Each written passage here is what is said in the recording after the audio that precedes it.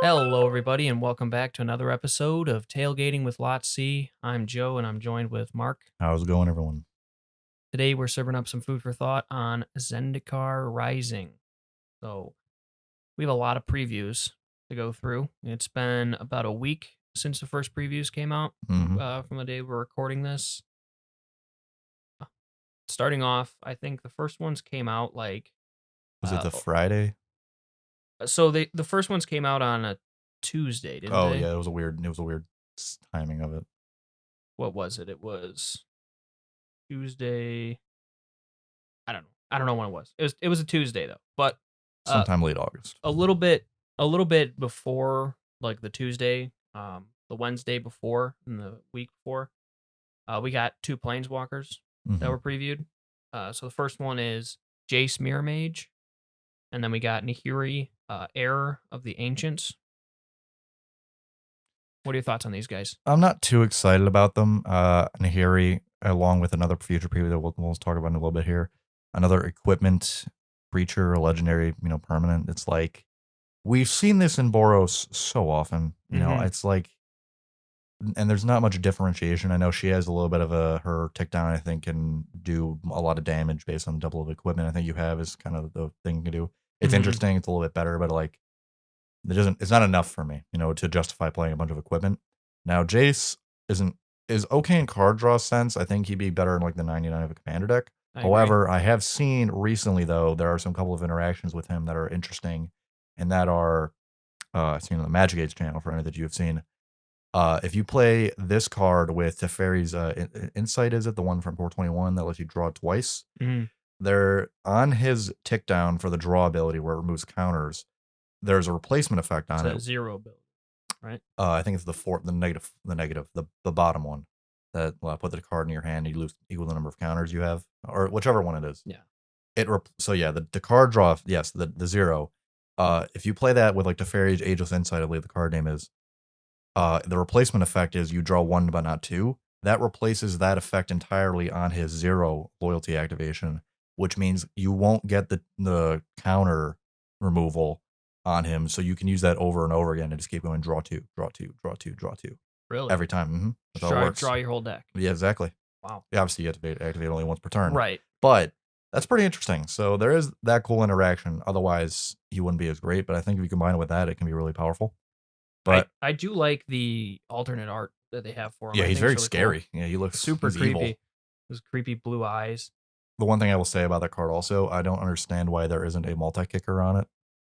Yeah. Like you can only do it once. It's like and it costs so much already. Why not if you have a control deck and you have like 13 mana available, just be like, right, I can have 3 Jaces now. Right. They did. I don't know why they just didn't do that, but at the end of the day, interesting card. I'll give it that. So then last Tuesday, we got our first day of previews. We got a whole bunch of stuff on day one. One of the first cards that I saw that was really nice was a reprint of Lotus Cobra. Very nice. Super nice. Relatively pricey card, I guess. $12, $13, something like that. Yeah, not super expensive, but it's nice to get a little price reduction on it. Plus the additional like art on it that they have is really awesome. Promo. Yeah, super colorful. Couple other notable ones. Ruin Crab. Yeah, I think that can be definitely have a lot of potential for modern. One of the few cards that does so far, I think, for sure. I mean, having 8 crabs, like if you're playing a mill deck, Yes. obviously a lot of people were complaining about this card, like they ruined the crab with Ruin Crab because only your opponent Yeah. mills. But not everything has to. Yeah. Not everything makes dredge work better. Yeah, if we had 2 different versions of Hedron Crab too, I would be pissed. Now, also imagine Hedron Crab with like Merfolk Secret Keeper It'd be too with much. Uro. It'd be too much. I mean, you'd have Uro out so fast. So I think that the it's the right idea. I mean, I would have enjoyed it if it, you could choose to mill yourself, because I like my historic dredge deck, and having Yes. something like, Hedron Crab in it would have been nice. But for the other people, they're going to ruin it. right, Kind of like Faithless Looting. And exactly.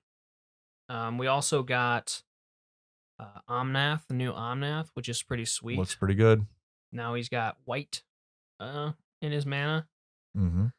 His abilities are super good. So now Voice of Resurgence can go into a commander deck with him.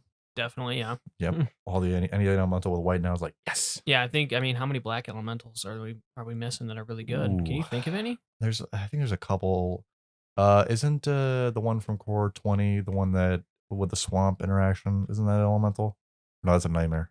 Yeah, I think it's a nightmare. Nightmare or a shade, something like that. No, never mind, not that one. Yeah, I think there's one a couple, but not off the top of my head. Nixith is an elemental, but it didn't really fit the scheme. right. Yeah, no, but his abilities are really sweet.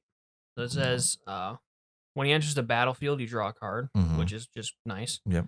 And then whenever a land enters the battlefield under control, you gain 4 life. If it's the first time this ability has resolved this turn, and then if it's the second time, You get 4 mana. You basically add 4 mana of each color of Omnath, which is pretty sweet. And then if it's the third time, he deals 4 damage to each opponent and each planeswalker that you don't control. So really good in Commander. Yeah. Good planeswalker hate. I think, getting like 3 land drops in a turn's pretty easy. Yeah. I mean, obviously you're going to build around him if he's your commander, or if you're playing like an elemental list in Historic or something. You're going to kind of build around him. So getting those land drops will be nice and easy. So probably going to at least get 1 or 2 of these triggers every time. And the third one's really good. Yeah, I think he's definitely more of a commander card. I think that if you compare, like, he might be more interesting commander than, say, Locus of the Royal, because just the extra color. But I would say he's certainly not quite as good as the previous team around math we've seen. I agree. Yeah, no, the elemental synergy that he has is broken when you have cards like Risen Reef, and him is and, ridiculous. It's ridiculous. The Teamer elemental list that I have or that I was playing in standard was really good. That's the value of it is insane. But this one, it's still fun and different, so I'm okay with that. Yeah, I mean, obviously, its casting cost being 4 different colors that you're going to need is going to be a little bit of a steep cost. Yeah, it's going to make budget decks with them not very easy to make. Yeah, no, certainly not.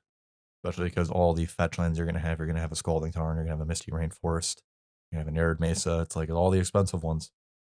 But it is what it is. If you play Magic, you've kind of accepted already that you're going to play expensive cards, I hope. Right. It's an expensive hobby. Yeah, for sure. What else did we get on day 1? We got the flip lands. Yeah. So those are the rare land cycle from Zendikar Rising. Those are quite good. They're pretty good. Yeah. I mean, they come in untapped, and you play them. You play like whatever side you need. They have a lot of potential, in my opinion, in 2-color decks in Modern and Pioneer. Especially Pioneer. Pioneer's like, yes. Yeah, these are very good for, like 3-color decks in Pioneer. Yeah, they're going to be expensive. So yeah, you've got River Glide Pathway with Lava Glide Pathway, and you got Clearwater Pathway with Murk Water Pathway, for the various different colors that you need, which is pretty sweet. I like the idea of it a lot. Definitely. So it's a unique way to doing it, and obviously that's like a thing in this set. Is the like flip cards is like the new mechanic that they have, where you can kind of play it as this side or that side. It's different from like transform, which is something we saw in the past, where you have two things on each side, but you need to play only the one, and then the other one happens at a later date. Yeah, this one you get one or the other, pretty much.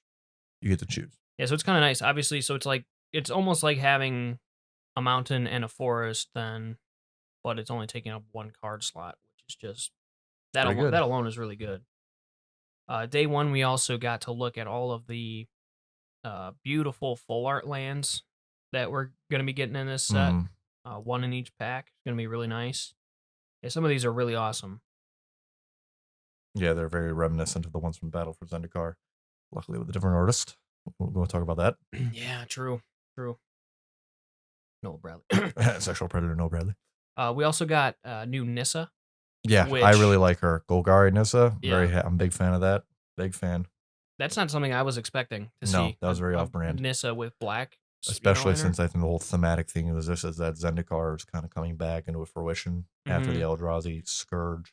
So to see her as more of a depressing color combo, I'd say. More of a, gloomy. A little dark. Yeah, it wasn't what I expected. I think maybe like a Selesnya version of her would have been made more sense, but Mm-hmm. I'm not angry about it, not at all. Yeah, I think it's very different. her abilities are pretty good. Mm. They're not as good as like Shakes the World. No, Because no. you want, so you get 3/3 elemental, but you don't get the mana ability that Shaker of the Worlds had, Yeah. which was why she was so good. Yeah. I don't think any planeswalkers have touched the strength of the War of the Spark ones in a long time. That set was a bit of a mistake. And they shouldn't for a while. Yeah. Teferi Time Traveler. Yeah. Jeez. Anyway, moving on. Let's see. Another one that came out on Tuesday, the first day, that I'm excited about is, I don't even know, I pronounce this a couple different ways. Akam Hellhound. Is that how you pronounce that? I'm not sure. Sounds Akoum. Akam. Akam. Yeah. That's how Akam. I'm not sure. Akam Hellhound. Sounds about right, yeah. Step links. So basically, yeah, it's a step links. So whenever a land enters the battlefield under your control, Akam Hellhound gets +2/+2 until end of turn, which is the exact text that step links has, and they're both a 1-mana 0/1. So step links 0/1, right? I think you might be a 1/2. It might be a 1/2. Maybe. I'm not sure. I have no play between me landfall, but they're both quite good. Yeah, they're both really good. So I mean, it's literally just a second step links, which is nice because you get to play with 8 of them in your deck if you're doing some kind of a landfall. Yeah, you want that redundancy. It's very important. Yeah, and you know what I like most about it is that the second that I saw this card, I was excited to build a modern deck, and I basically just right off the bat just started to build together like a Naya aggro like landfall build. Um, and that's my favorite thing about previous season is getting these new cards that I'm like, hey, this would be a really cool deck to throw this guy in, which is my favorite part about it. So. I think the most fun thing about him is that landfall aggro really wouldn't be an archetype in modern currently. That could be something with maybe not right now. Like there's potential with the redundancy now. There's kind of an 8 step links per se, but maybe in the future, like that could definitely become a thing. And I think one of the most fun things about being a modern player is finding like a new archetype, or for me, even like reviving dead archetypes. So like bringing back like Delver is one of the things I've enjoyed a little bit. But like that's one thing. It's just shaking up modern with new stuff is always a lot more fun. That isn't too broken, at least. All right, so let's kind of move on to the next day. We're not going to cover every single common that comes out. Yeah, just some of these standout cards. The next one that I would like to talk about is Kaza Royal Chaser, which is an human wizard. Yes, of course. Flying in haste, and you can tap them down, and it says the next instant or sorcery spell you cast this turn costs X less to cast, where X is the number of wizards you control. So That card's super fun. I've said it 100 times on the podcast that like, is it spell slinging builds are like my favorite, and wizard tribal, that kind of thing, where you're just casting all kinds of instants and sorceries. So I think like throwing like a Banefire against somebody with this on the board, and then a couple wizards and like maybe a commander game, or like an Adeliz like brawl deck or something like that would be a lot of fun. Yeah, this commander especially has a lot of fun potential. Yeah, as you said, Banefire, invoke the Fire Mind, pull for tomorrow, so on and so forth. Both the finales, there's so much like fun potential with that card. I think it's a lot of fun. Yeah, I mean, if you get a couple wizards on the board, this is going to really reduce the cost of any spell you're going to want to throw at someone. Oh yeah. What else did we got a new Drana, which is pretty sweet. She's not like amazing. No, she's not great. It's Drana the Last Blood Chief. She says flying. Whenever Drana the Last Blood Chief attacks, defending player chooses a non-legendary creature card in their graveyard, and then you return that card, or in your graveyard, and you return that card to the battlefield with a +1/+1 counter on it, and then the creature's a vampire in addition to its other types. So, I mean, pretty sweet ability to kind of, return some of your creatures, reanimate them. I'll probably throw her in my, Edgar Markov deck. Yeah, she seems like a 99 commander card for the most part. A For lot of these sure. cards kind of seem like that, but she's not bad. But I don't think you build a commander deck and she's not going to play it like a modern or anything. Right. Yeah, she's not a commander herself. No, most likely not. Do you have anything from day 2 that you want to single out? Day 2 was a confounding conundrum from day 2. Oh, no, from day 1. But either way, it's the enchantment that basically is going to kind of stop multiple lands entering the battlefield at once with Jace on the artwork. Right. Yeah. That Yeah. card I like to talk about because it's a 2-man enchantment and it's a battlefield that draws a card, which is really important because the effect isn't going to be great in like all those matchups. So at the end of the day, it draws you a card. But basically saying whenever a land enters the battlefield, and if there was another land enter the battlefield this turn, they have to return a land to their hand is like fantastic. I think this could definitely have sideboard potential in modern against Titan, Yeah. especially because Titan's probably getting a little bit of help with this set. I think that this was really an important card to put in Definitely agree. because like ramp is just in every format now is just so crazy. You Oh know, yeah. something to hate on is something Mhm. finally. Yeah, I mean because you have your graveyard hate to tackle, you know, Uro himself, Yeah. but there's not a ton of hate specifically other than like if you're playing blue and you can counter the Ugin that they cast with all that mana or a Crater Hmm. Hoof. There's a lot of ramp in all these formats like you mentioned. So it's yeah, that'll be nice. Yeah, especially since like there's not also like any, you know, land destruction that's good in either historical or standard. So especially for those two formats, this is gonna be important because like there's not any good land hate at all. No like fulminator mage or anything. So that one I'm also interested in. Also the core cleric aura, the legendary cleric commander. Yeah, I think Mhm. he's interesting. I tried making a deck around commander wise. I don't think there's quite enough support yet, but I do like the idea of just bringing in more tribes. I think that clerics lack. They like being aristocratic, but they lack good fodder. They don't have good. Oh, this is a great sackable cleric. And a Right. lot of them just have. Oh, if something gets sacked, it gets an effect. It's like that's great and all, but none of them have any good effects on their own per se. Right. So I think that tribe has a little bit of potential. Kind of like dogs, it's a little off though. Mhm. Otherwise, I think that's all from day 2 that I can see so far. There's also Zareth San, a rogue commander, so kind of the same route there, Right. but again, not too much potential. Mhm. That's about all I can see from that day. So I suppose move on to day 3. Is it the Sure. Wednesday, right? Yeah, this would be Thursday. Okay, the Thursday. It's Thursday. Hmm. So one of the ones I would like to talk about from that day is Valakut Exploration. I think is a really good card. Yeah, that card's really good. So mainly for its like second text it says, but Valakut Exploration says that whenever a land enters the battlefield under your control, exile the top card of your library, and you may play that card for as long as it remains exiled. And it says at the beginning of your end step, if there are cards exiled with Valakut Exploration, put them into their owner's graveyard. Then Valakut Exploration deals that much damage to each opponent. So I That's think that's incredibly just a powerful. super powerful like burn enchantment for commander, and probably going to see play in standard. Yeah, I think it has a little bit of potential, either just card advantage or just damage. Good on either effect. Mm-hmm. I'm not sure if these are day 3, but I think these cards need to be talked about. Nighthawk Scavenger, Mm-hmm. just better, Vampire Nighthawk potentially a lot of the time. It's literally a 1/3 starting out, and then it gets power equal to the number of card types and cards in your opponent's graveyards, It's like plus 1 for a each thing. It's it's like a Tarmogoyf. Tarmogoyf mixed with Vampire Nighthawk, Yeah. basically. I know I understand that it's just not as good as Tarmogoyf because it can be bolted. Mm-hmm. However, if you can get it to be a 6/3, the evasion can make a big difference and the lifelink. Yeah. I think that people are underestimating this card a little bit. They're like, oh, it's not as good as it looks. But I'm like, it probably is as good as it looks. Right. Like I mean, is it as good as Tarmogoyf? No, but probably nothing No, probably but ever it's will be. it's better than Tarmogoyf in certain situations. Mhm. I mean, evasion counts for a lot. Yeah, And obviously evasion's it's a little important. harder to cast than Tarmogoyf. It doesn't start off as good as Tarmogoyf, It can be unearthed, though. but it can be unearthed, and you know what? It's a good card. I think a Demir kind of double mill situation here could be certainly powerful with like unearths and stuff. Oh I think yeah. this has potential. And then another one from I think maybe the same day is Swarm Shambler, Mm-hmm. another fungus, which I'm fantastically happy about. Gets a +1/+1 counter when it enters the battlefield for when it's a 1 CMC, so that's nice.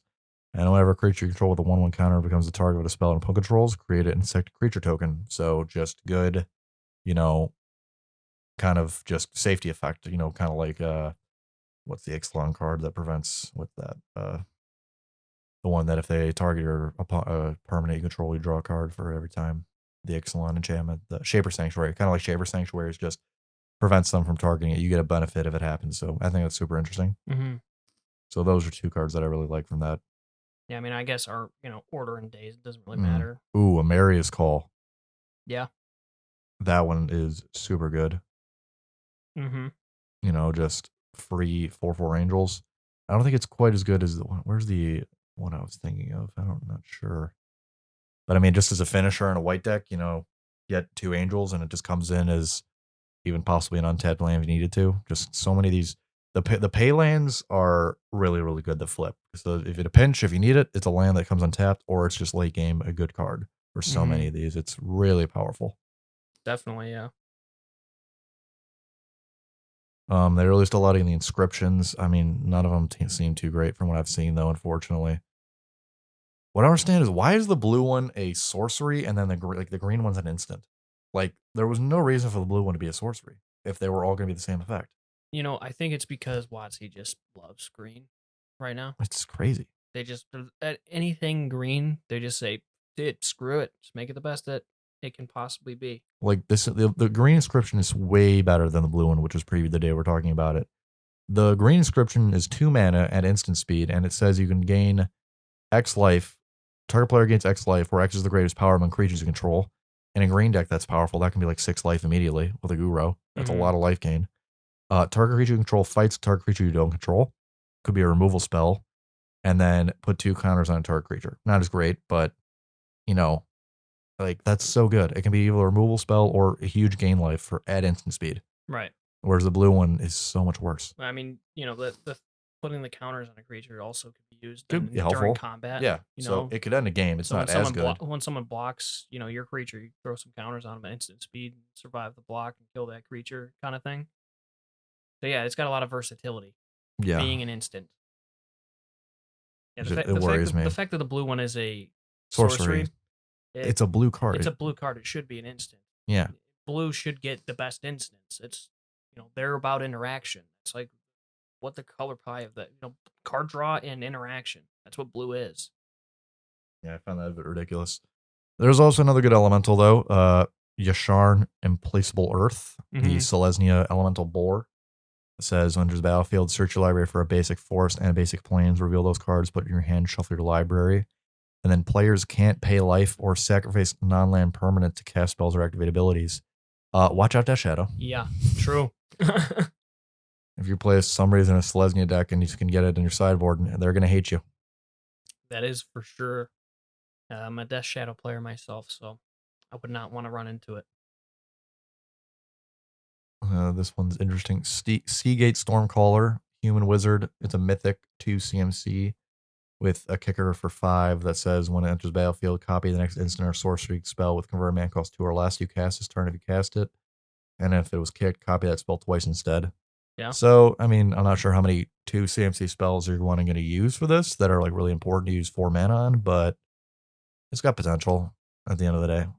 Interesting, it's not a flash card because it says instant or sorcery. Again, weird design there. A lot of cards I think just have weird design in this set, like for what their intentions are, and then they have weird effects like that. Yeah, like you'd have to have something on the board to let you cast it at flash speed in order to copy the instant speed. Yeah, card exactly. On the stack. Otherwise, you're doing just playing an instant spell at sorcery speed in your main phase. It's like typically instants aren't as quite as powerful as sorceries are. So, it's just strange. It's strange to me. But regardless, still an interesting card per se. And it's a mythic, so. The black inscription that was previewed on the Thursday, though, I actually enjoy a little bit. I think it actually has a little more potential. It has a Mind Rot on it. It has a claim on it, and then it has destroy target creature with confirm cost 3 or less. Also a sorcery, though, which is a little worrisome. Of course, again, I don't know why it's a sorcery, and then the green one gets to be an instant speed. It just confuses me. I don't know what you feel about that. Yeah, no, I mean it's kind of like why is the blue one and the black one have to be sorceries? Are their abilities so much better than the greens that they need to tone it down by making sure you can only cast it when you cast a sorcery? Yeah, the black one. I don't think so. The black one instant speed even probably wouldn't be that playable in like modern or pioneer. Definitely And the not. bet because it's not. It's like it'd be the worst Culligan's command in pioneer, and it's sorcery. Mm-hmm. It's just strange. But we got one. What are the blue pay life land? Well, I don't know what you think about that one. Seagate Restoration flips to be Seagate Reborn. Yeah. So the sorcery for 7, it says draw cards equal to the number of cards in your hand +1, and then you have no maximum hand size the rest of the game. Or just flips as pay 3 life for a blue land. Mm-hmm. I mean, sounds pretty good to me. That's a good card. Good card draw for sure. Any other cards you can see right now? Yeah. Thieving Skydiver. Mm. So it's a Merfolk Rogue with kicker X, and X can't be 0. Then it's a flying 2/1 as well. When it enters the battlefield, if it was kicked, gain control of target artifact with converted mana cost X or less. If that artifact is an equipment, attach it to Thieving Skydiver. So I could see this as a very popular card in the 99 of commander decks Mm-hmm. specifically, because being able to pay 3 mana and grab a second Soul Ring, Really powerful. really powerful. Mana Crypt, Mana Vault. And you can steal these artifacts, and generally, like an effect like this, It says when it leaves the battlefield, until it you leaves the lose it. battlefield, Nope. you'd lose control of it. No, this is permanent. Yeah, just like Inner Treachery. Exactly. So you play this, and like 3 mana, or a couple more to grab like a Soul Ring or a Mana Crypt or Mana Vault, or just Anything good. any artifact that you see across the table. Any kind, like you could play this and then take their Lightning Greaves off Mhm. their Voltron commander, and all of a sudden you're able to target it. And then this has Shroud. Not to mention the fact it has the ability where you can just make it removes equipment costs on your own, so you do it to your own equipment. Mm-hmm. Like I think Saffronov was tweeting out on Twitter, he's going to try to combine this with Colossus Hammer. Yeah, which is like pretty good. that you is know? really good. There's even that effect. I think that sometimes people are ignoring, Yeah, which is so also really good. a lot of potential with that card. I think Yeah. it's really sweet. I'm definitely gonna try to put that in my Joyver deck. That's Yeah. for sure. Definitely one of the better rogues that we're going to be having to Mhm. play with for our party mechanic, Absolutely. which we'll probably touch on party a little Yeah. bit more. Yeah, probably near the end of later. it. There's another one that came out the day. Morag, I think is how you pronounce it. Fury of another Akam. 6 CMC Minotaur Warrior, legendary creature.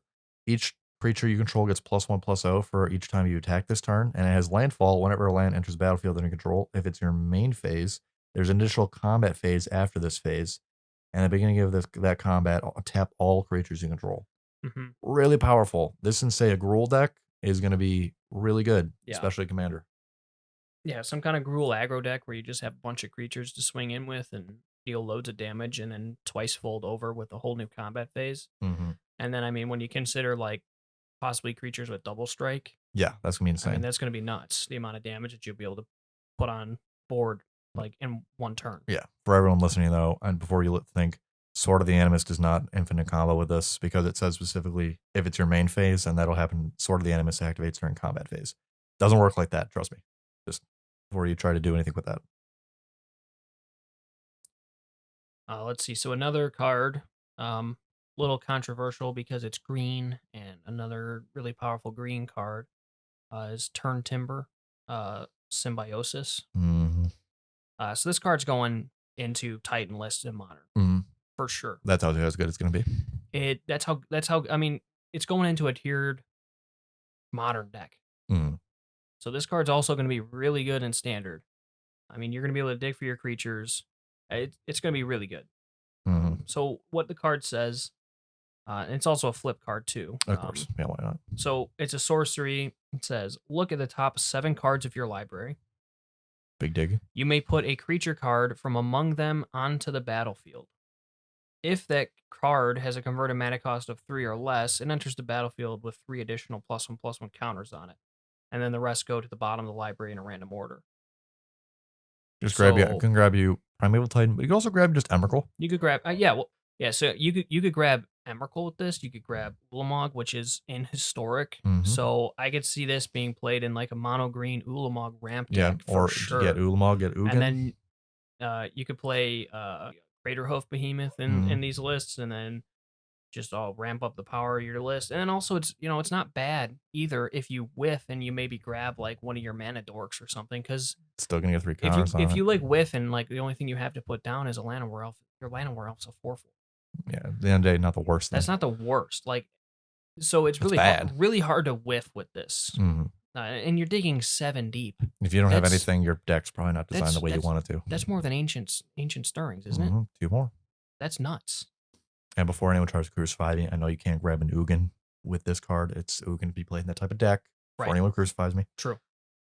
And then on top of all of that, it also flips into a land that's I don't know what these would be calling. Probably bolt lands, maybe. Maybe. I'm not sure. Where it's a green land, taps for a green, and it enters the battlefield tapped basically unless you pay 3 life. So it can even come in untapped. So Can even be it could be an untapped. untapped land So at if the you end of the really day, need it. it's a painful forest. Or Yeah. it's a great sorcery. Yeah. It's worrisome. It's definitely worrisome. Super powerful. These flip lands a little worry me.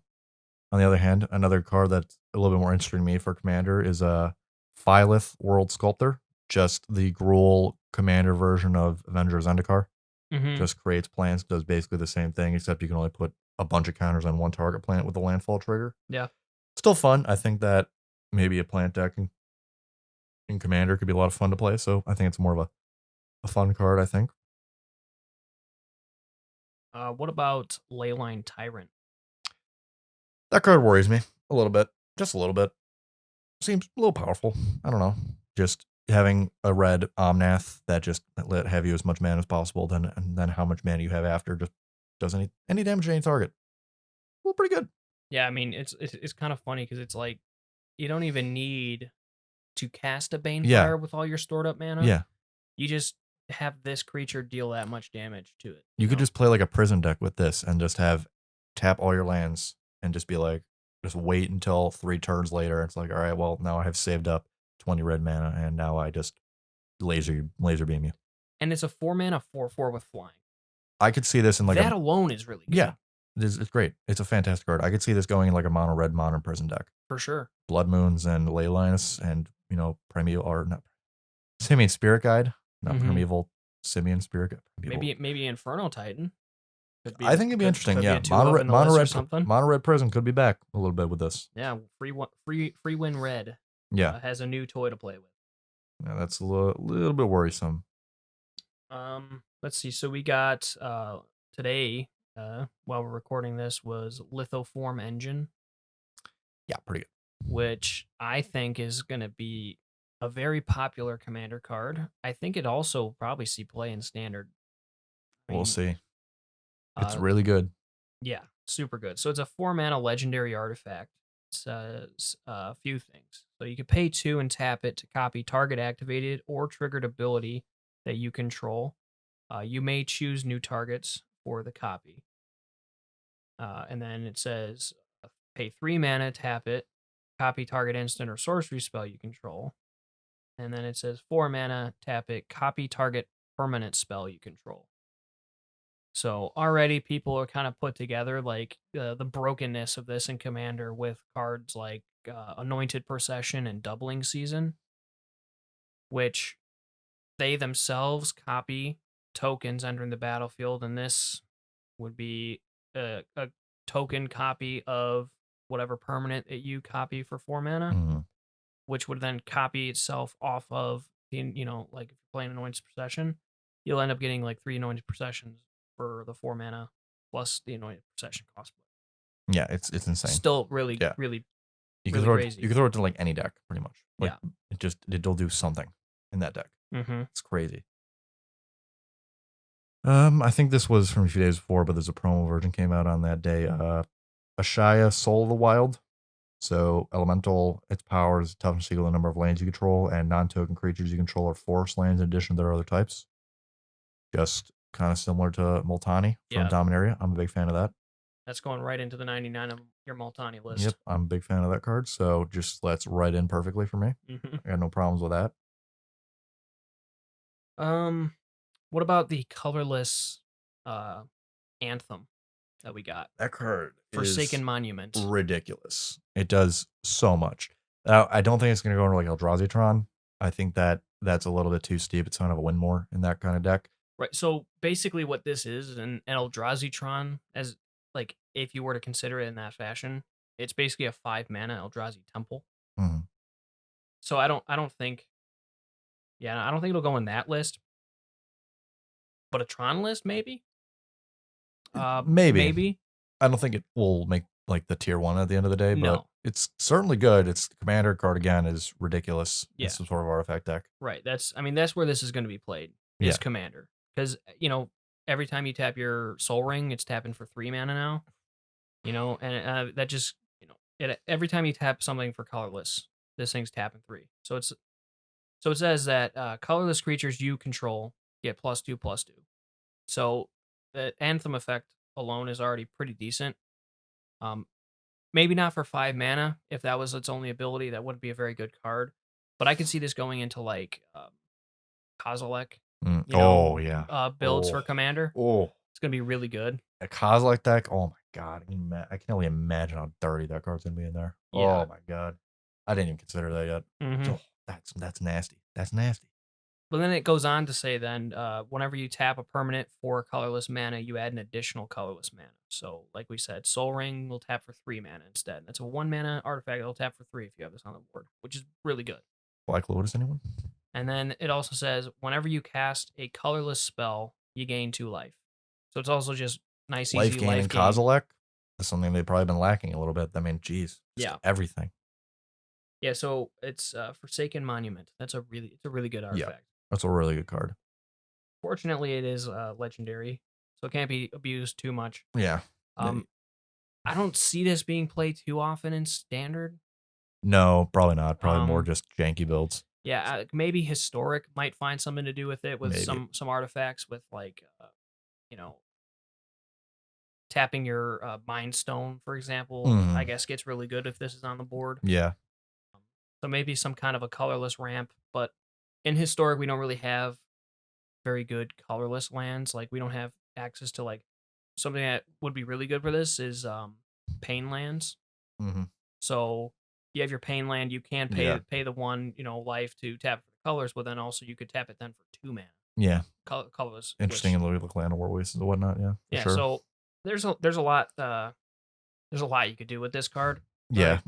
I think it's more restricted commander for sure, though. Definitely. Anything that hits 5 CMC around that point that doesn't hit the board and immediately does something ridiculous is always hard to swing. The only thing I can think of like that is like Wilderness Reclamation is like so good. Right. That it makes sense. But yeah, definitely a crazy card in a lot of decks. Maybe a more disappointing kind of card to talk about. Maybe Scourge of the Skyclaves. Death Shadow people, RIP again. We're really just getting hit with a 1-2 combo here today. It was so close. It was, if you were able to target yourself, or if it specifically said your life total, this would have been pretty much an auto include into a Death Shadow lists because he'd be massive. Yeah. Would he have been too good though? Because say you're a Death Shadow and he's a 2, he comes out and he's a 15/15. Is it too much maybe? I think that's why. Yeah. I think he might have been too much. I think that when they were making the card, they specifically tuned it in a way that doesn't work with Death Shadow. Because of that exact. Yeah. What's more better than 1 Death Shadow? That can be a maximum 13/13. You're at 1 life, he's a 19/19. Yeah. Maybe too much. Yeah, I don't know. This card is still pretty cool. I think maybe like a Rakdos Burn list would be interesting. I've been thinking about Rakdos Burn a lot lately, just kind of juggling in my head. He could work in there because Bump in the Night is a card. I know. What I love, playing Bump in the Night and playing Lightning Bolts. I mean, a lot of fun to me. Basically got 8 Lightning Bolts. But playing like a lot of more shock lands and whatnot, so that he kind of comes down that way. Maybe an Historic build with like Spawn of Mayhem and stuff like that could be interesting. That's what I was thinking. Yeah, that'd be a lot. He's still fun, but yeah, he's gonna be weird in Modern. He's not Death Shadow. If he's gonna be in deck in like Modern or something, he's gonna be in a different deck. Yeah, something different. I agree. Yeah, but we'll see. Very close to being an include, but just not. Not quite. What else do we got? And we're kind of rambling a little bit as we're kind of going through some of these cards. We kind of lost track of what dates and whatever these come out in, but we're just kind of picking and choosing what's more interesting. And what's actually fun to talk about. There's a lot of cards in here that are going to be super great to talk about. Like Wayward Guide Beast. Yeah, I was about to mention him. Very disappointing again. This is probably the most obvious example from the set of just bad card design. Like a 1 mana 2/2 with Trample and Haste. You're like, wow, Goblin Guide, who are you? Get out of here. No. And then you see the second ability, and it's like, whenever it deals combat damage to a player, return a land you control to its owner's hand. Now, I don't know what deck you put this in that justifies that ability. You play it on turn 1, and you play like a Goblin Guide. You are losing that land you just played. Mm-hmm. You can't do that in Modern. You're going to be too far below. Yeah. If you played it on like turn 3 in Modern, it's still not going to be good enough because it's only a 2/2. It's 2/2. It's like, why would you play it? You're not going to, you played in a landfall deck that wants to play this, maybe, but you're just getting a 2/2. I mean, it doesn't make much sense to me. Mm-hmm. There's no deck I see where this justifies the means because you're either losing too much on turn 1 when you're playing it, or it's not valuable enough on like turn 4 or 5. It makes Right. no sense to me. I feel like in order to make this work in like standard, you almost need to have like a Zeus on the board. Yeah, or exploration like Commander. Or exploration the and only Commander. way that justifies and it then at all. play it and then swing in and then play your land that you just bounce that turn. Yeah. You know, this in like Modern, because it's a 1 mana, 1 drop, you know, you'd think, okay, it's probably good to play on turn 1, quick rush out. Well, no, because then you're going to lose no the land. 1 mana you have and then wait till next turn to play your 1 mana again. Now, if you're playing in like a mono red aggro list, obviously your cards are going to be really low CMC. So you could swing having 2 lands for the game. You could swing it. You could try having, just 1 or 2 lands on the board the whole game. But I feel like what it's going to lack is that ability to have 2 mana for things like, I feel like you just better off playing like Soul Scar Mage or playing there's no point. Monastery Swift Spirit is just Monastery Swift Spear. It's just gonna, because then it just grows and gets bigger, a better threat as the game progresses, rather than remaining a 2/2. Yeah, especially with this, time. it's not when it enters the battlefield you have to bounce it to your hand. It's every time it deals combat damage, so you're losing that land every time it tries to swing. Yep. This card needed to be a 4/2, in my opinion. It needed to be big to maybe even a 5/2. Yeah. Because that is a huge loss. Mm-hmm. Like, you can't swing having that little amount of lands in like those kind of formats. It just, again, weird, just strange card design. I don't know what people are thinking with this one. I don't get it. Yeah. You know, and like cards like Cavalcade of Calamity, right? Those are rotating. So we're not going to have access to that in standard. So like this would pair pretty well in like a, low to the ground mono red deck, maybe in standard. Right. But now that we're losing some of those mono red pieces that are really key, I mean, like this card would be good. Like, let's say I have a Torben on the battlefield already and I play this and I swing in. It doesn't matter because I already have my threats on the board and I have probably enough mountains. Yeah, to justify. To justify it. But playing it then on like what, turn 5, turn 4, makes like no sense. It makes no sense for a 1-drop 2/2. 2/2. Like, okay. So, so I don't know. Bad card design. It's just a card that's like, it could have been so much better if they just thought about it a little more and ramped up its power, and then maybe even just made it, like you said, like a 5/2 or a 5/1. Yeah, the ends don't justify the means here. Make it really easy to deal with. Yeah, but make it explosive damage. Yeah, right. That's what red cards generally are. Is it's explosive right out of the gate. Not 2 power. Like, not 2 power, not a 2/2. Regardless, moving on from that, a better red card, in my opinion, that's interesting to me is Nahiri's Lithoforming for X and 2 red for a sorcery. It says sacrifice X lands. For each land sacrifice this way, draw a card. You play X additional lands this turn. Lands you control enter battlefield tapped. This on a second main phase in a Lord Windgrace commander deck seems insane. Yeah. Seems insane. Or any landfall deck, because it's just card draw and then you get to keep the lands. Yeah. Now, granted, you're probably gonna need either Ramunap Excavator out or Crucible Worlds, but if you can assemble those 2 pieces, crazy card draw. Oh my god. I could see that also being played in Historic too. Yeah, because you got both of those cards. We got both those cards. There's definitely something you could do with this guy. Yeah, this could be crazy. Especially you can put all those that adds, there's more landfall ability, so I'm not sure what card you play in there, but maybe like the Historic build with like that Rural Avenger Zendikar legendary creature could be interesting. Who knows? It's something powerful and something different. I really like the design of that card on the other hand. So yeah, another red card actually that I'd like to talk about is Magmatic Channeler.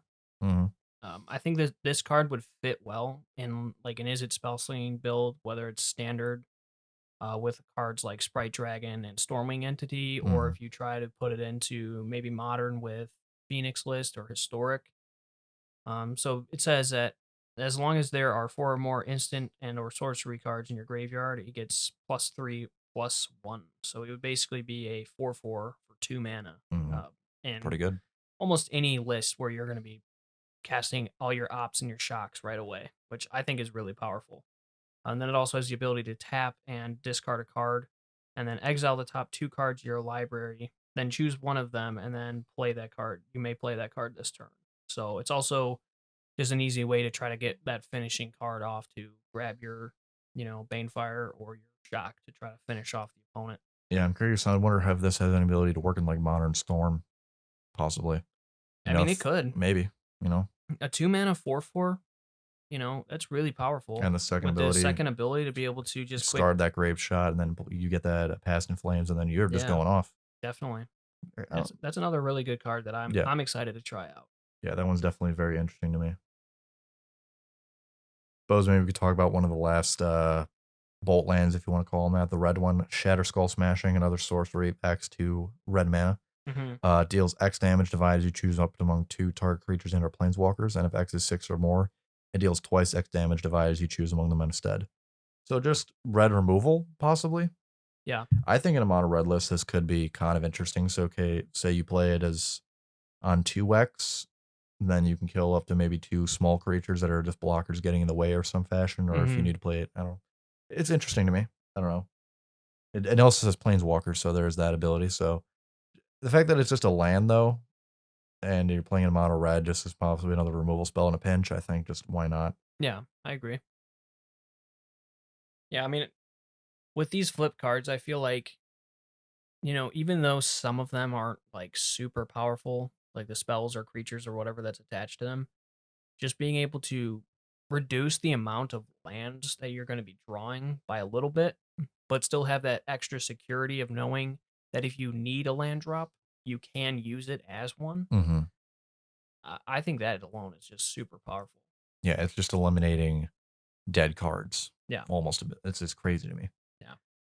Another card, as we mentioned, as I talked about the Boros equipment cards, this one is a Kiri Fearless Voyager for 3 CMC. It's a 3/3 core warrior legendary. Whenever you tag a player with 1 or more equipped creatures, draw a card. Pretty good. Yeah. And then pay a white, and you may unattach an equipment from a creature you control. If you do, tap that creature and gains indestructible until end of turn.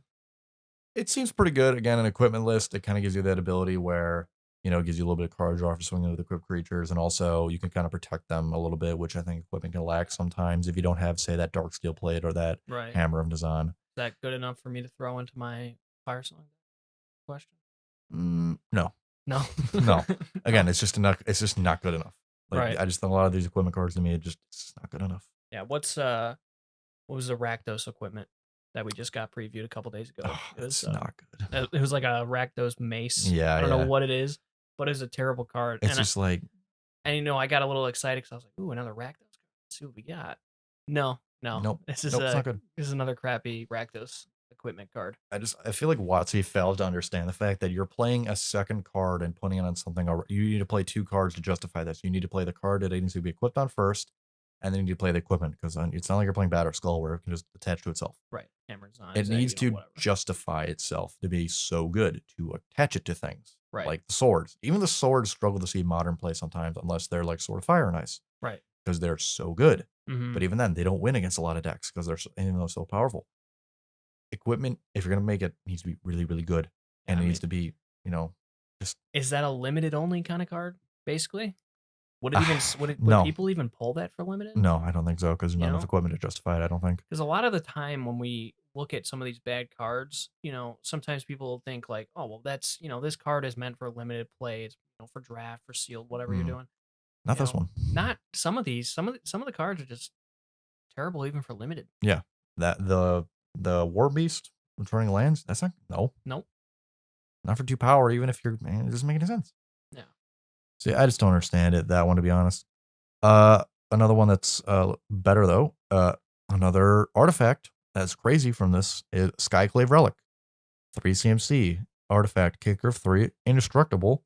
When it enters battlefield, it was kicked, create 2 tap tokens that are copies of it, and it taps for a mana of any one color. Bye-bye Darksteel Ingot. You're just been upgraded. Yeah, true. Just indestructible. It's just crazy to me. Yeah, I mean, it doesn't fully replace Darksteel Ingot, But it's just better. but it is a lot better Just better. in certain lists, right? Yeah. Most lists. Because it's just better. Because it can make more of itself and it does the same exact thing with the same CMC. Yeah, it's a really, really good card.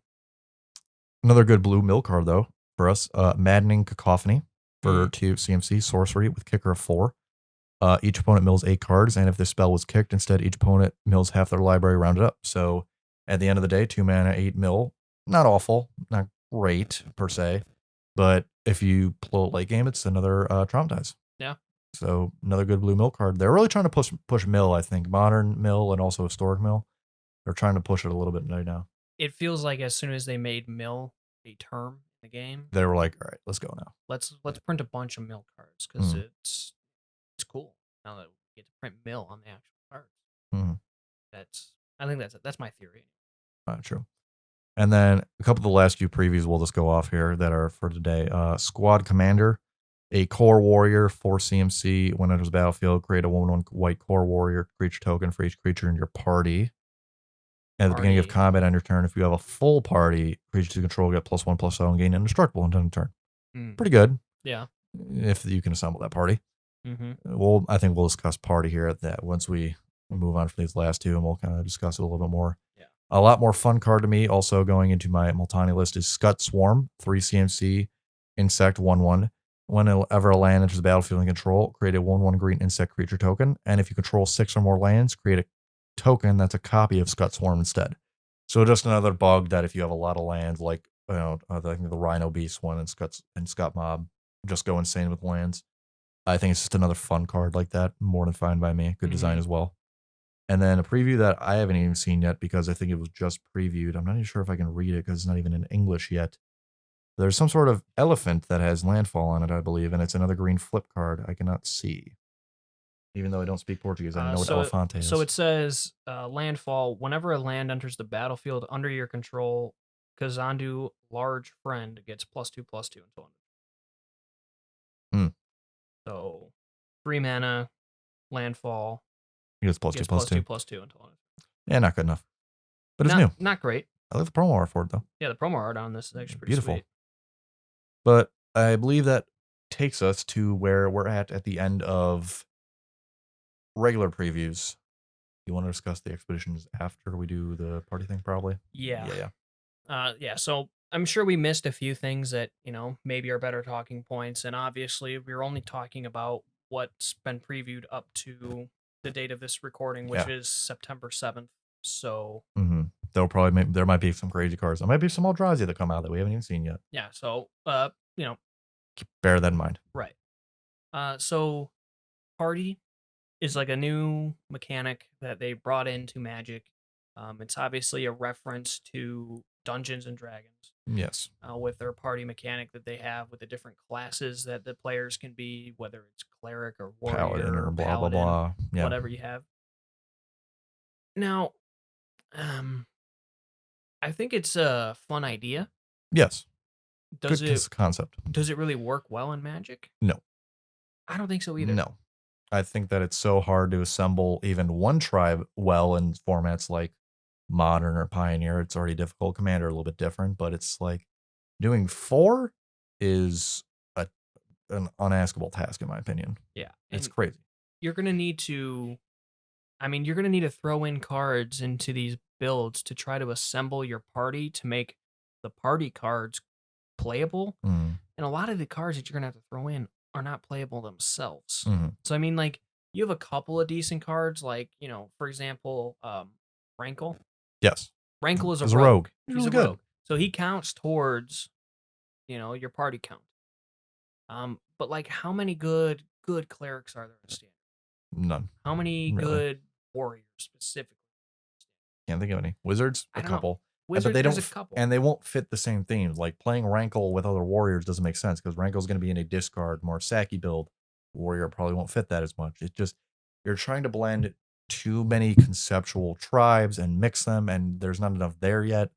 Maybe 4 years down the line it'll be possible, but for now, it's like there's no potential here. And if you want to take Squad Commander, as we hear mentioned as an example, at 4 CMC, okay, cool. You create 2 warriors. It's already a warrior, so you're not filling your party when it enters the battlefield at all. Mm-hmm. So let's say you make it perfectly. Your 1 drops a rogue, your 2 drops a wizard, your 3 drops a cleric, and then this guy is your warrior. Doesn't even have haste. So you're not even doing anything with him yet. So you get your full party, but then it doesn't do anything. Mm-hmm. Now, granted, it does give your creatures +1/+1 indestructible if you have that full party, but that's such a gigantic task to ask of it. It's like, is that even worth it? And then they get +1/+0. I mean, the indestructible is nice, but only +1. It's like, that's not enough to justify playing it, especially at 4 CMC. Wilderness Reclamation was at 4 CMC, WotC. I mean, what are you trying to do? Yeah, and I know I don't remember the name of the creature. There's already a creature that counts as each of the There are a types. few that are, but they're so bad. There was like Right. there was an artifact one that just came out that's one of the all of them, but they're so.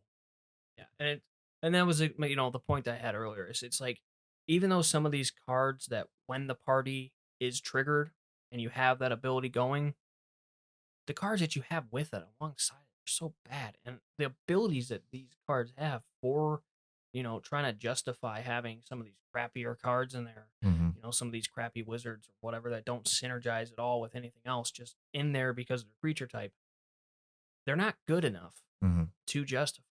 Yeah, So maybe we haven't seen everything that they have planned. but I'm not gonna get my hopes up. I mean, if you look at it just modern humans, like modern humans, you get so much better effects on these individual creatures already than this one even gives you, Yeah. and that's one tribe. It's like there's nothing here is gonna be as good as Mantis Rider is gonna be, and it's just so good. Yeah. It's like it doesn't make sense. I posted on our Instagram at Coast Lizards, by the way. Um, I did like a story thing the other day, and I was like, "Is party mechanic gonna be a decent, powerful mechanic? Is it gonna be good?" And I at the time I had like 22 votes on it. And it was 100% no. I think I voted later on my own personal Instagram. It got 10%. Oh, it did. Okay. So a few, like I think at that point though, it was probably like 40 votes, Mm-hmm. maybe less. But it was like, I don't know. Yeah. So, Maybe I was early on to be honest. I don't so, remember. so we're not the only ones. There's a few people in the community that seem to agree Yeah, with us. Yeah, party mechanic. I don't know. I don't I'm see it. not feeling it. I don't see it go anywhere. Maybe the Dungeons and Dragons set coming out later will be more potential Right. in later next year. But That's that's a year down the exactly. line. Yeah, I mean, but, for right now, it's doesn't really fit into Magic the Gathering. Now, as a fantasy game, it certainly does, and I know for a fact that the crossover of who plays Dungeons and Dragons and who plays Magic is huge. Yeah, it's a pretty decent field.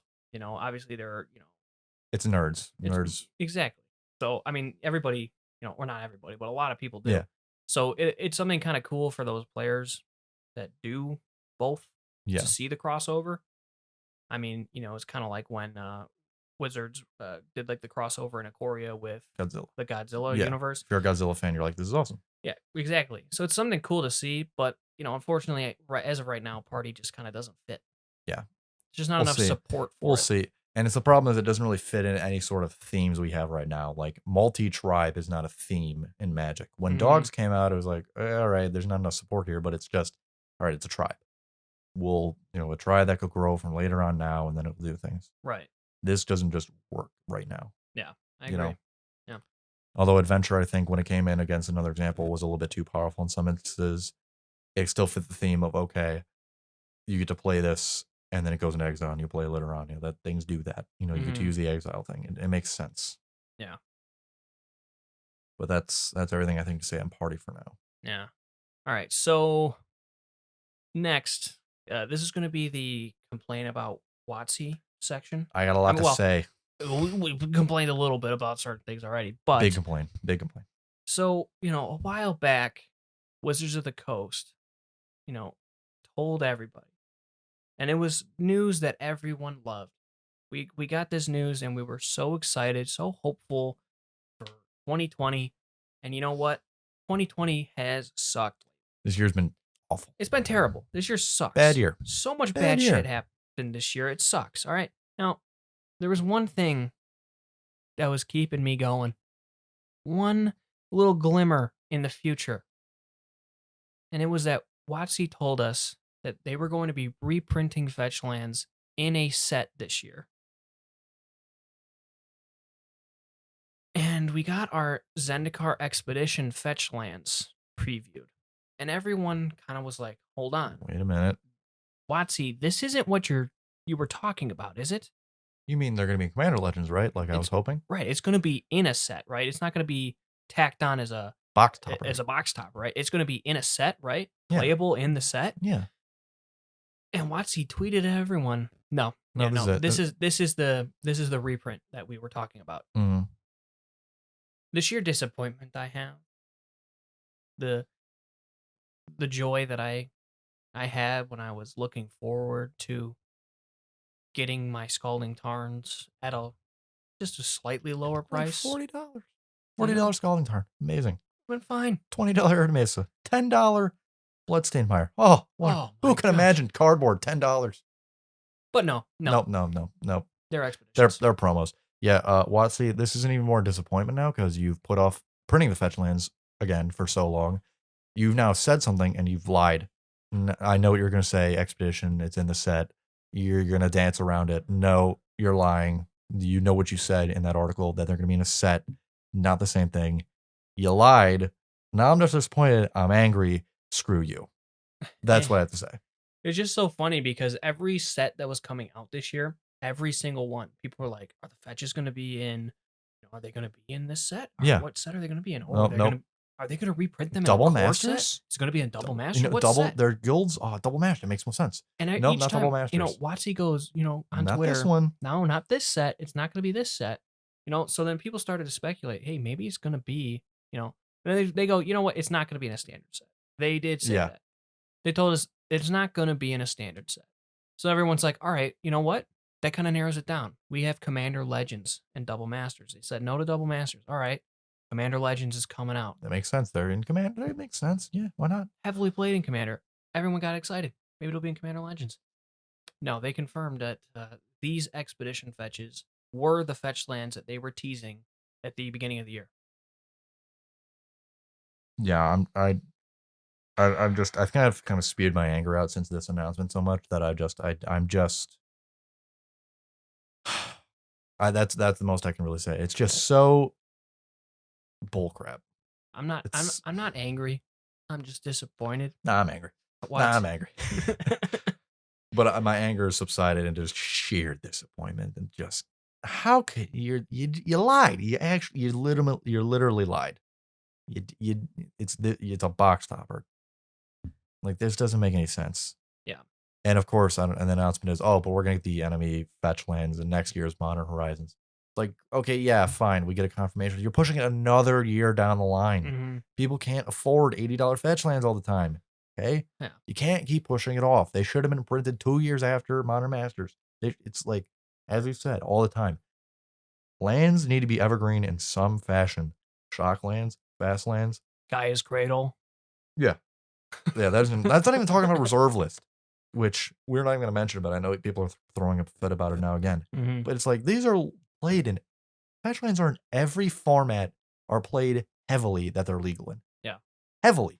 They're necessary in Modern. They're necessary in Legacy. I don't play Vintage, but I'm going to guess they're necessary there. And they're necessary if you want to play CEDH. Is it necessary for me to drink my own urine? No, but it's sterile, and I like that they're painful to me, and they cost $80. Yeah.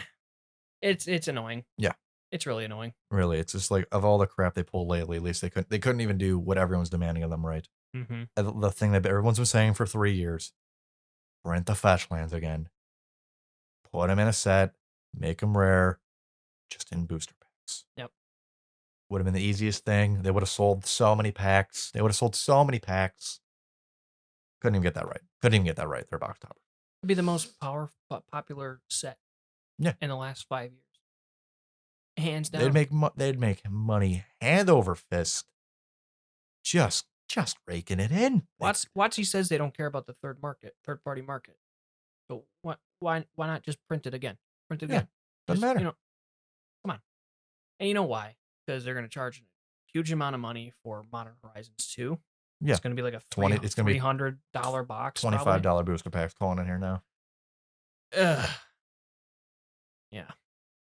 yeah, I don't know. I don't have too much more to say on it. Just bummed. Nice job, Watsy. Just Really. yeah, I'm just bummed. Yep.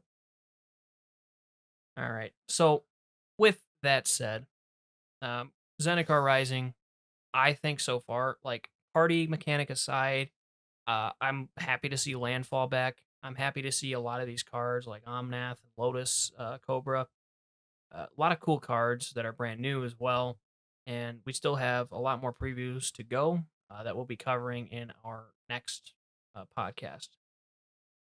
I already pre ordered my box. Looking forward to that. Hopefully, I'll get a Scalding Tarn in the box Mhm. topper. But yeah, so just a lot of cool things to look forward to. Yep. I think that still a lot of promise to the set. I'm hoping for some more though as far as the next previews go. I think I need a little bit more differentiation than just the landfall.